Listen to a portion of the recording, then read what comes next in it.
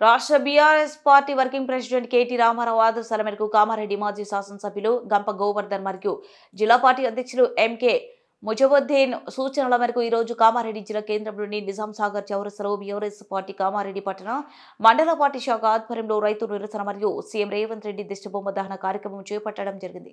ఇటీ కార్యక్రమంలో పట్టణ మండల శాఖ అధ్యక్షులు జీవకంటి ప్రభాకర్ రెడ్డి, పిపిరి ఆంజనేయులు మాట్లాడుతూ మాయ మాటలు చెప్పి రైతన్నలు ఓట్లు వేసుకుని అధికారంలోకి వచ్చినాక మోసం చేస్తున్న కాంగ్రెస్ పార్టీ నేతలు రాహుల్ గాంధీ, ముఖ్యమంత్రి రేవంత్ రెడ్డి, మంత్రులు, ఎమ్మెల్యేలు రాష్ట్ర రైతాంగానికి క్షమాపణలు చెప్పాలి.